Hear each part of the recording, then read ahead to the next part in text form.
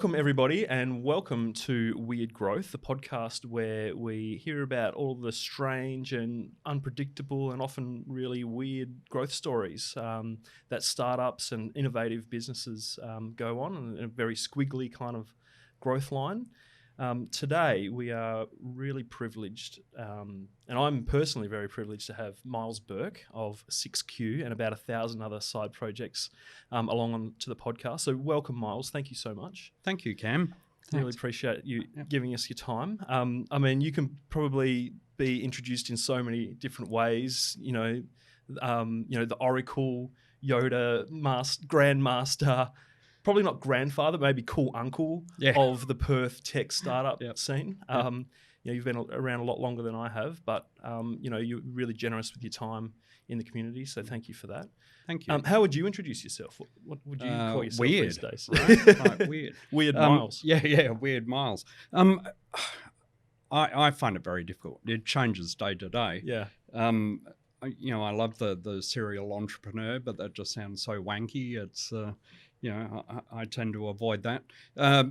Managing director of 6Q, ongoing journalist, writer, blogger, all the things. General marketer. I think that's the really cool thing about people in this space is they don't restrict themselves to one label as a general, course of what happens, and that's how we learn. We're always trying out different things, and bright shiny thing over there or cool thing I want to try over there, and that's what makes people in this space so dynamic, I guess. Yeah, well, my other business, has been going since 2002, and in the early days when I printed business cards, I left the roll off it. Yep. Like it just had my name and email and contact details. And it wasn't until we sort of got to 3 or 4 people in the team that clients started asking, okay, who's the managing director here? Yep. And who cleans the kitchen? It was like old school expectation of an organisation. Yeah, and it's got this expectation that they needed the role on the business card, which I always found very bizarre because I speak and I give respect irrespective of whether you're the president or the car park attendant. As it should be, why are we stuck on these old role titles? And that's why I think entrepreneur does work in a lot of these cases because you are responsible for so many different aspects of the business. If it's marketing, finance, sales, the whole gamut of operations and everything. Exactly. So that's why that kind of, people gravitate to it. I cleaned the kitchen in my office this morning. So, Someone's got to do it. There you go. So please tell us about 6Q and what you're working on, and what is 6Q all about? Okay, so referring back to the other business yet again, one of the things that we that I've always done since starting the business is trying to build a sense of culture within the team that they're all as equal owners as I am to the business. So it's very important to me that the office isn't something that you have to drag yourself to. Yeah, it's an extension of home. You can wake up in the morning and look forward to exactly.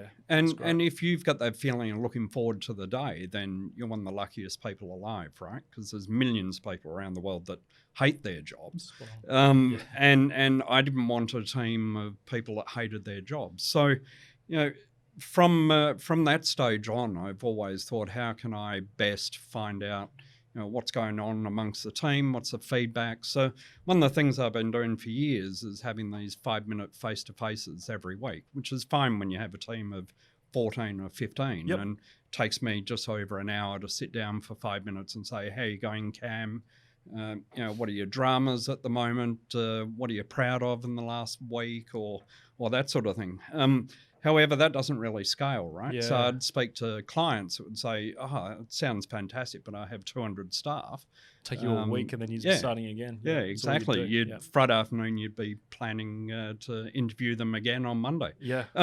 So that's where this idea of sending out regular employee surveys came from. So at the time, I had no inkling that was actually a thing already, like that was a product, something that's already done out there. And exactly. And we saw it as just purely if we can ask 6 questions from the team each week before I meet with them, then at least I've got some background. And another way to look at it is the person with 200 staff can get general overview. how their team are going, and then they could follow up with certain people if they needed to. So it's called 6Q, six questions once a week. It's like a pulse test. That was the idea, Yep. the pulse survey. But what quickly transpired on launching it, and I could run through the first 100 fails, but they'll take the rest of the day. But one of the first things we learned was people didn't want to be constrained to just 6 questions, and they didn't want to be constrained to just weekly either. So we quickly adapted, as you do, and pivoted slightly. So now we allow anything from 1 to 10 questions, and it can be once a week, once every 2 weeks, 4 weeks, or 13 weeks. So.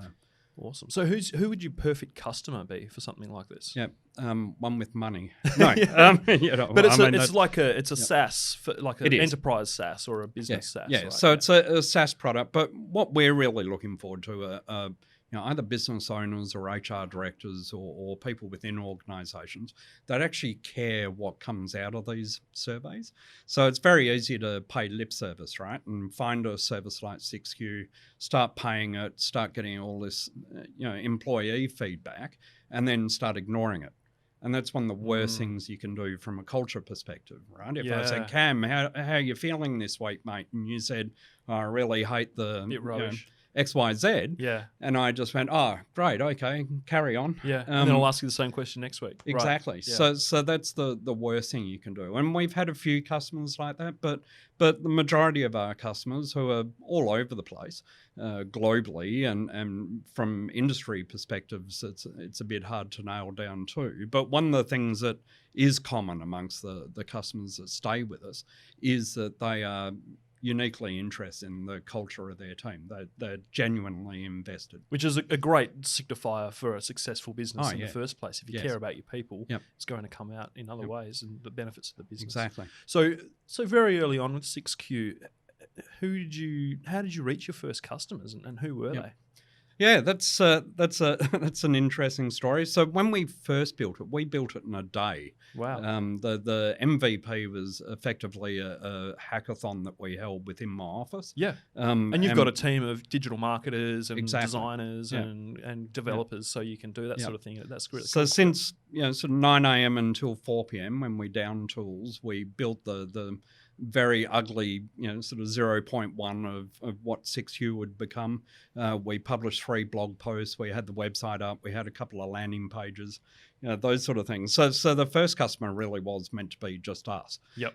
As any entrepreneur, I'm quick to want to grow things and I'm itching to share. So I invited a few colleagues that also own small businesses to at least test it out. And I said to them, look here, have a free account and go for it. They quickly became passionate about it and started telling others. And so it was purely just that word of mouth in the very first few months. When we publicly launched, which was 5 months, I think, after that initial hackathon, we were planning, next week we'll launch it on Wednesday or something, and that weekend somebody hunted it on Product Hunt without my knowledge. So that's like a website which on a daily basis posts up new products that have just been released out to basically the tech world, doesn't it? Yeah, exactly. And in a period of like 8 hours, we had 1,000+ signups. Holy moly! That we weren't prepared for. Like we didn't have the drip campaign ready. We didn't, nothing happened. You signed up, you got an email that was plain text saying, here's your password, and that was it. Yeah. So that was a big fail, and it's a shame that it happened in a sense, but it was good in other aspects. I hope you sent whoever hunted it a nice present. Yes. So that's how your first customers, you were almost thrown in the deep end when it started to go like this. Yep. Why do you think it had that impact? Why do you think people were jumping on it and were so keen to try it out? I think, particularly at that moment in time, we were the only ones that were focused purely on a pulse survey. There are other tools out there that offer pulse surveys, but they tend to offer 101 other things as well. Yeah, big enterprise solutions. Yeah, they tend to be far more complex, far more enterprise pitched.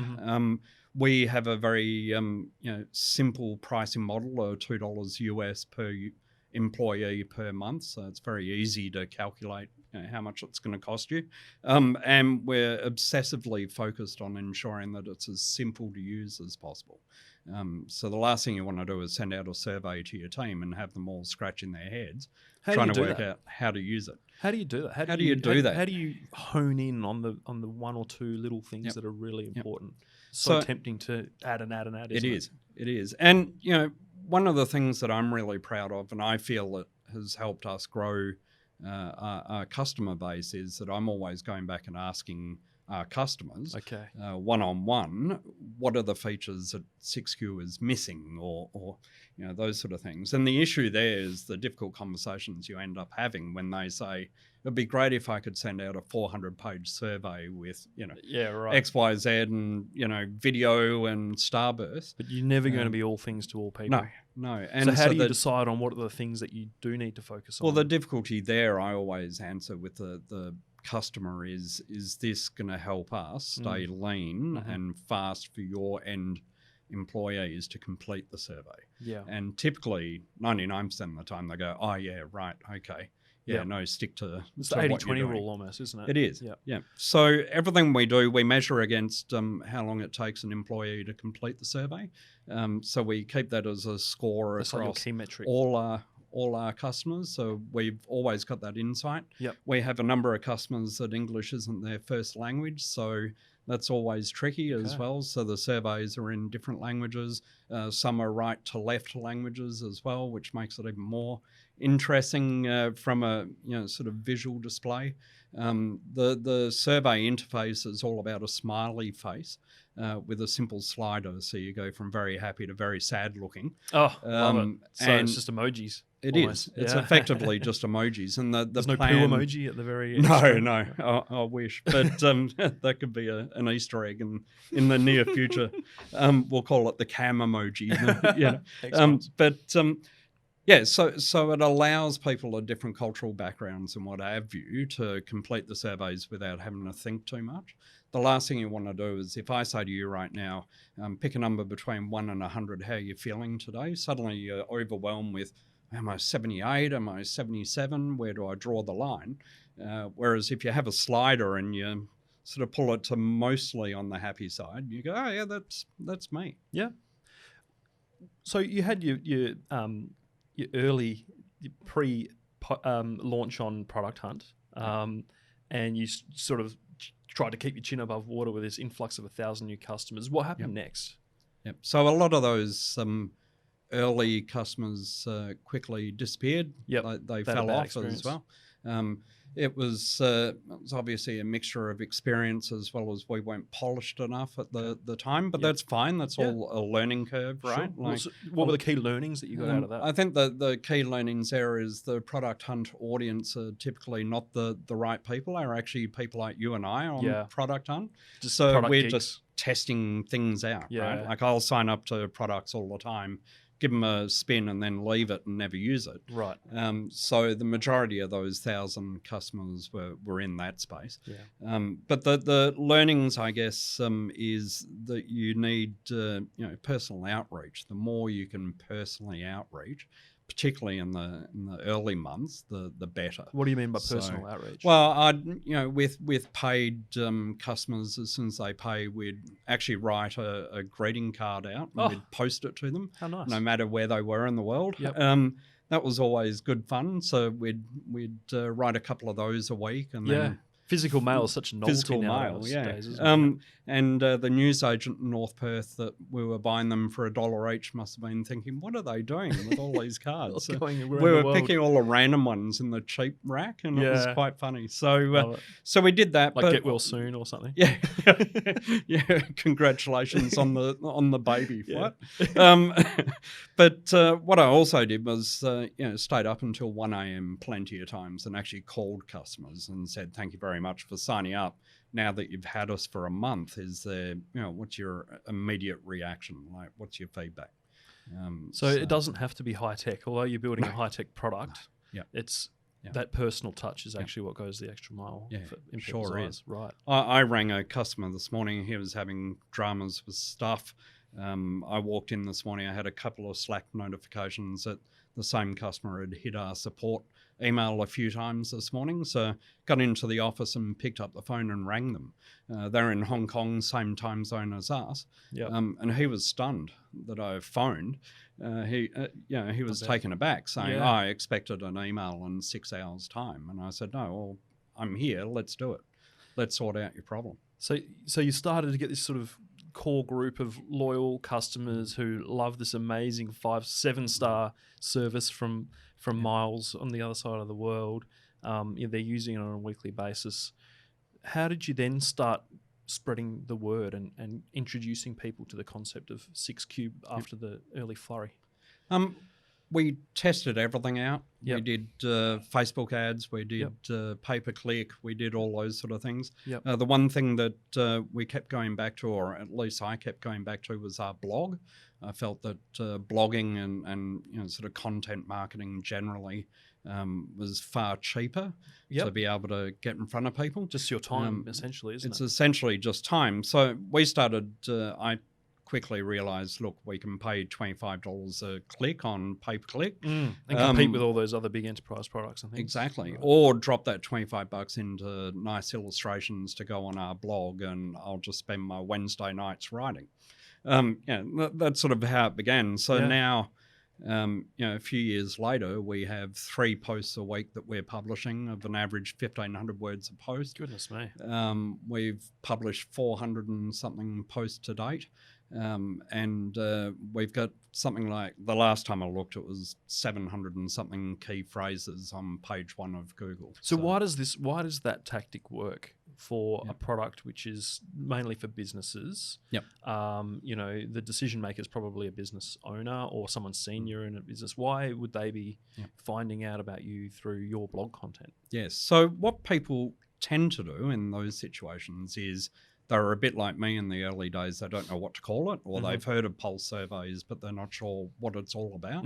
So I might type in something like, what is a pulse survey? Yep. And start reading some articles first. So the last thing I'm going to do is just see XYZ Corporation and sign up immediately, right? I want to know a bit about this. Kind of phase. Yeah, okay, yep. I'm in that discovery phase. Or what we've found is a number of our customers are now, sort of heads of HR or somebody in the HR department that's been asked to go out and shortlist. And so they typically start searching as well. So they may search for something specific like pulse survey, or they could be searching something like, why does my team keep quitting? Right. Okay. So that's another one that we rank highly for, is this, why do I have such bad employee turnover percentages? And so we don't just blog purely about our pulse surveys are great, we're great, sign up, buy our product. Yep. I mean, that's pointless, whoever's going to read that. So it's like asking someone to marry you on the first date. Exactly. So we talk about everything around HR and around positive leadership. So you're actually trying to be useful and help people in their jobs. Yep. And by virtue of that, you're building a brand and a perception that you guys are the experts in your field and you can be trusted and all that sort of thing. So then once you've done that, what's the next step? What do you actually want people to do as the first step? So typically they read a couple of posts. Okay. What we found is they touch us about 6 or 7 times before they sign up. Wow. So they tend to read a couple of posts and then sign up to our newsletter. They start reading a few of our newsletters and then they click the old sign up for a free trial button. Love it. Yeah. So that's signing up for the newsletter in itself. That's a pretty tangible thing for someone to do. Yeah. They're giving you permission to communicate with them. And in exchange, you're giving them, something of value to them, which is that ongoing stream of info. And it's like a transaction because they're giving you something of value to you, which is their contact details. And so psychologically, they've already bought in almost. They've already gone, I like these guys. I trust them. I want more. Right. Yeah.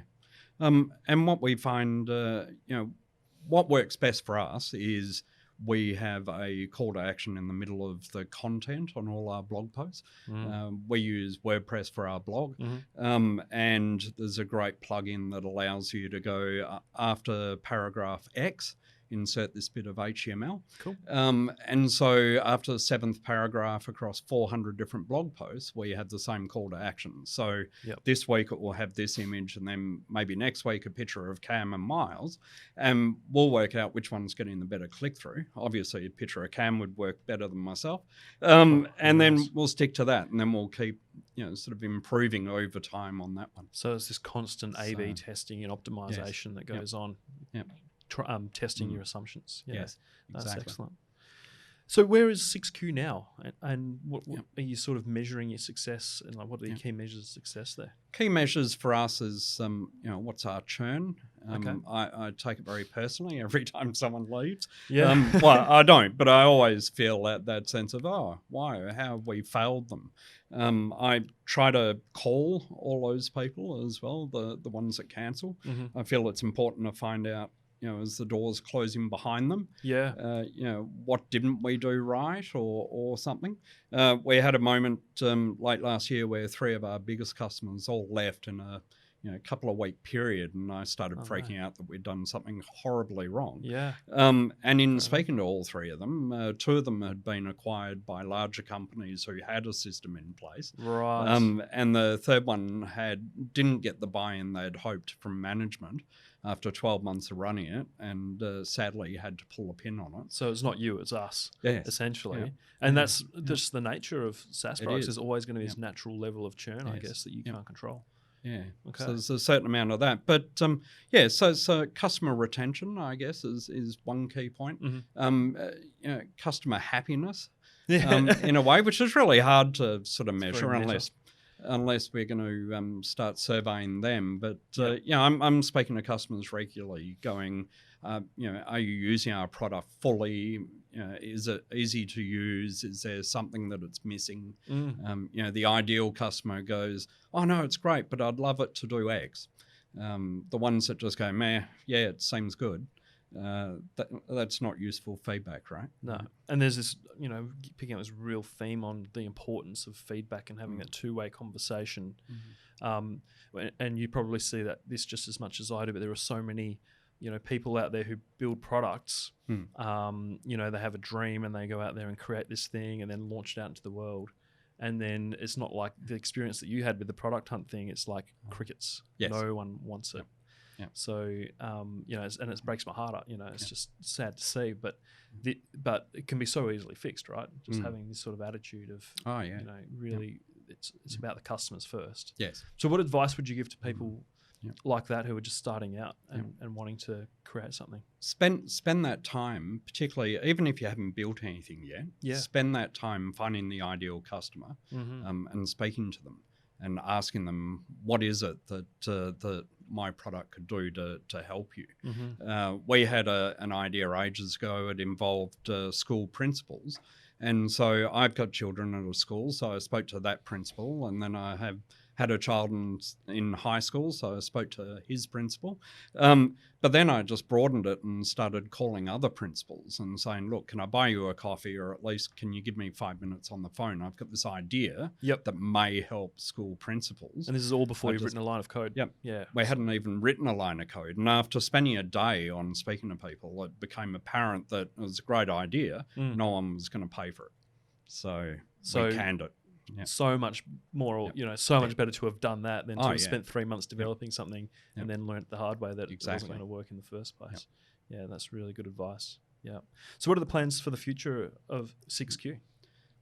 Hopefully, 6Q is at this tipping point that it's financially bringing in enough money to support some developers and that sort of thing. But I'd love to personally take the reins and be more than sort of the 25% of the week that I spend on it at the moment. It really sounds like a passion project for you. It really something is that you care a lot about. I believe in this idea, not so much belief in just my own product, but I believe in this idea of pulse surveys being really important for employee feedback and making sure that we open that line of communication. I've had plenty of crappy jobs in my life to date.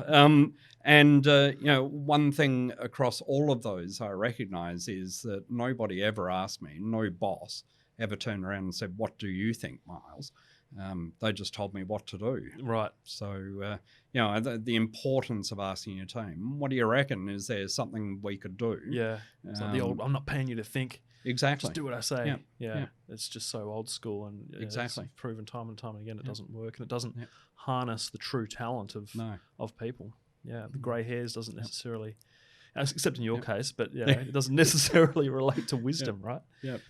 So, we've got a myriad of other side projects that you always toiling away on as well. Yes. What are some of those that are sort of blowing your skirt up at the moment?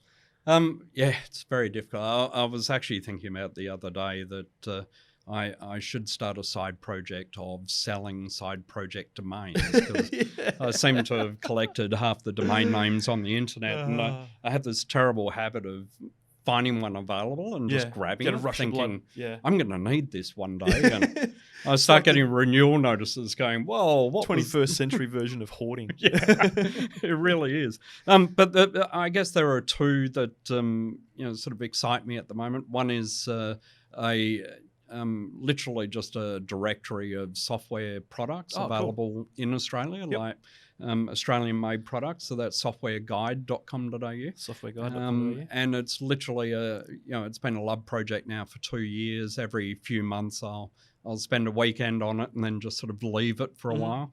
Cool. But over the last 2 years, it's gone from not appearing at all on Google to having quite a few of the key phrases that people would search for on page one now. So I'm getting a lot of software companies approaching me saying, hey, can we update our details? Or because they're doing work on their SEO, they find that if they're going to be on your directory, they'll get better results, that kind of exactly. thing. Cool. Okay. So, I had one yesterday. I emailed and said, I've got a really bad image. Do you have a better one? They replied saying, well, where's the costs in this? Yeah. And I said, well, one day there will be. Right. And, but at this stage, I haven't really felt that I'm giving enough value to do that. Yep. But that's a form of validation, right? People are asking, how much does this cost us? Yes. They're expecting to pay for it, right? Yeah.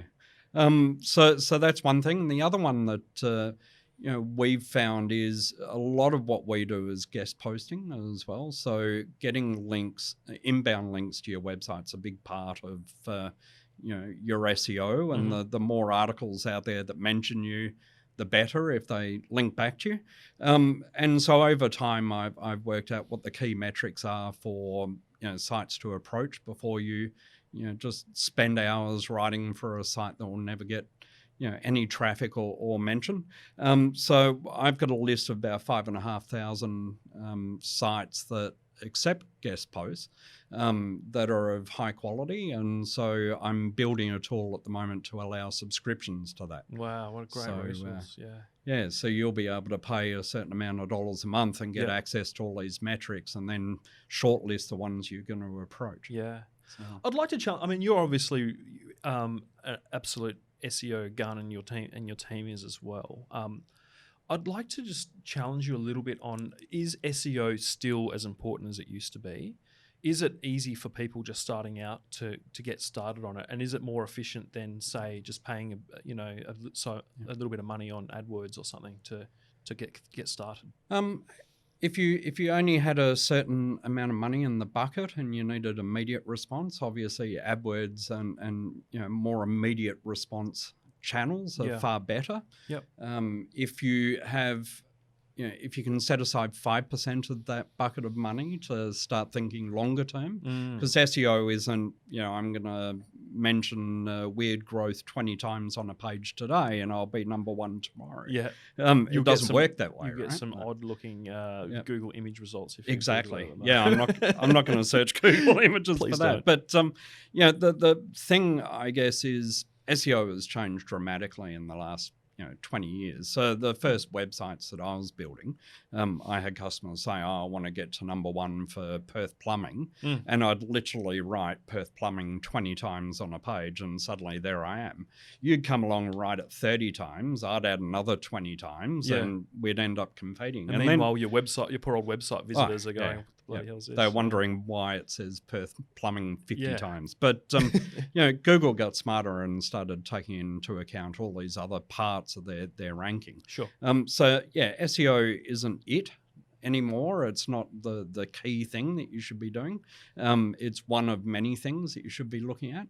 But I guess the answer I always give is have meaningful content on your website. Have a website that's coded well, and give out value. And just giving out value will, in turn, result in traffic over time. It's and not rocket links back to science. you. Exactly. And there's a lot of just basic setup things that you can do. It doesn't need to be necessarily even be an ongoing thing. Fresh content's great, but you can just set it up right in the first place. Exactly. Yeah, sure. Do you know what I actually want to hear about? Is the early hip hop scene around Perth in the late 80s and early 90s. I'm really curious to know what that was like. Did you know you were onto something at the time? No. So, well, here's a good growth hacking story, which I can tie into all that. Great. We at the time there were probably 150 to 200 hip hop people in Perth. We all knew each other. Yep. We were a very tiny community. Everyone else was into Kiss or ABBA. You were either ABBA, Kiss, Adam and the Ants to a degree. Wow. Or you're into hip hop, right? And hip hop meant that you had to go buy baggy pants. Had these things called foo shoes, which are the kung fu training shoes that you get at army surplus stores. Okay. And so, it was all about breakdancing and that sort of thing. Yeah. But the growth hacking story, there are a few people out there that had started to rap, right? And we were putting our own spin on, because rap was all from the States. So hearing an Aussie accent rapping was pretty strange. Yeah, but so you used to listening to Beastie Boys in New York or California so it's all accents or something. New, Run DMC, Beastie Boys, Africa Bambaataa, mostly African Americans rapping in deep American accents. And for us to come along and start rapping in Australian was with that Australian twang, which really interesting. I rapped at a concert once. It was nearly all African Americans, and they all just stared at me. What the hell is this guy saying? I could have been saying anything. But so the growth hacking out of this, we released the first EP in Western Australia. We beat the other band by 2 months, I think. What was it recorded on? And it was recorded on cassette. We had it mixed in a studio in East Perth with a real audio engineer, like it was properly done. Serious. And we got it out on cassettes. We had a graffiti artist do the cover for it and the labels and paid a company that duplicated cassettes in bulk. One of the things back then, we didn't have iTunes or anything, so we had surprisingly, and Rage. We had the WA state music charts, and on the music charts that were in the paper every week, it listed the 6 retailers that the purchasing data came from to create the chart.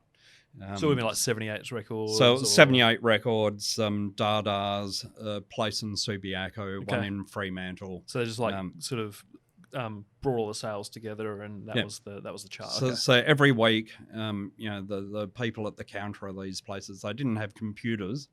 We're talking, this is the 80s, right? Yeah. Like, so they'd tick a box and say, yes, sold a copy of Miles's cassette, sold this, sold that. Looking at that, I thought, well, wait, I don't need to distribute these cassettes to every record store. I only need to distribute it to those 7. Okay. Right. Yeah. So because they're the only ones that matter at this point. The first week, you want to try to get in the chart. So, we dropped off to those 7, and it was all consignment in those days. Okay. So we paid the upfront, and then we put it in the store. Yeah.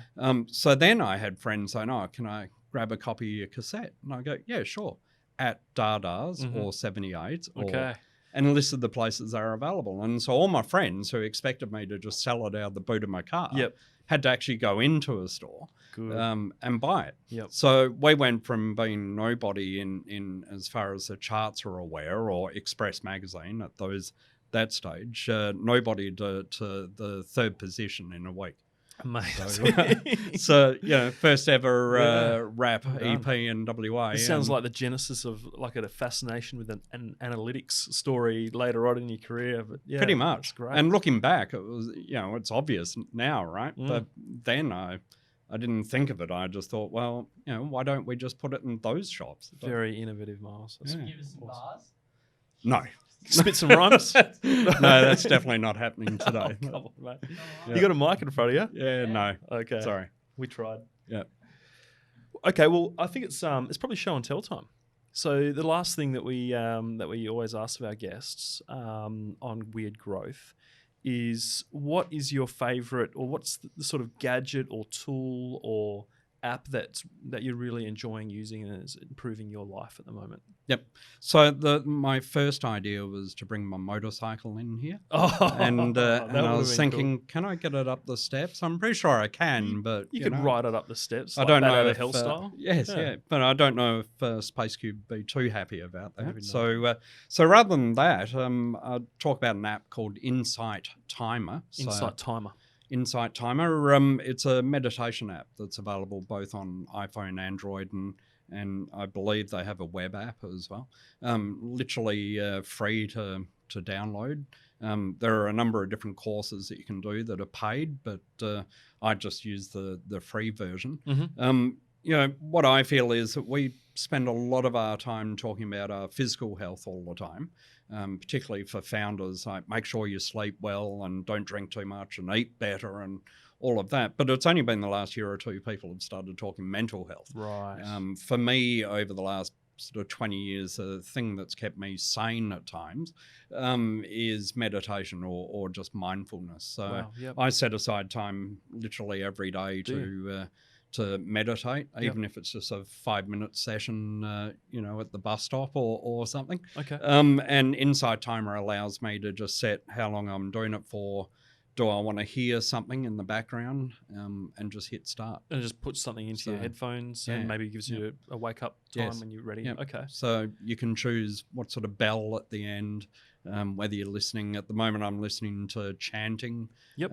But I'd listen to the sound of a fire, like a campfire Oh, lovely. before. Yep. Sounds very so relaxing. So there's a couple of 100 different sounds that you can listen to. Yeah. So why do you think that's important for you to do that daily? For me, I feel like that's a chance to just switch off, right? Like, I feel like our lives are becoming even more and more complicated. There's no such thing as attention span anymore. That's completely gone. Like, ADHD is now the new normal, right? Yeah. Like, everyone's got to be multitasking constantly. Yeah. For me, being able to sit cross-legged somewhere and close my eyes for 5 or 10 minutes is a break from it all. I feel refreshed afterwards. It's strange if you can imagine the endorphins are going for a half-hour run or walk, and that sense afterwards of elation that, wow, I achieved that. I get that same feeling as well from just 10 minutes of sitting still. Incredible. So, yeah. I mean, like, there's been a lot of studies around the correlation between the ability just to focus and successful people. When they're able to focus on the small number of things that are important in their day, then they're a lot more likely to be successful. It sounds like that's, something that really helps you do that without having all these other things bouncing around in your head. Yep. Super important. Yeah. Oh, well, thanks, Miles. It sounds awesome. Well, mate, if anyone's interested in 6Q and finding out more, what should they do? Visit the website, which is just www.6, like the number 6, q.io. Yep. Or visit our blog as well. We spend a lot of energy and effort publishing things 3 times a week, as I mentioned, and trying to give value. So even if you're not ready for our product, maybe you'll find some blog posts there that help you in leadership or in your current role. Yep. And then the other 2 things we mentioned were the software guide. Oh, yes. So softwareguide.com.au. Yep. Have a look there for Australian software. I think a bunch of customers that you've worked with are on there as well. Oh, brilliant. So that's really good. And the other one is this guest post. So that's guestblogs.net. All right. Awesome. We'll make sure those URLs in the show notes. But for now, Miles, mate, really appreciate you coming in and sharing your wisdom, and we'd love to have you on again. There's always more to talk about. But for now, thanks for listening to Weird Growth. We'll see you next time. Bye-bye.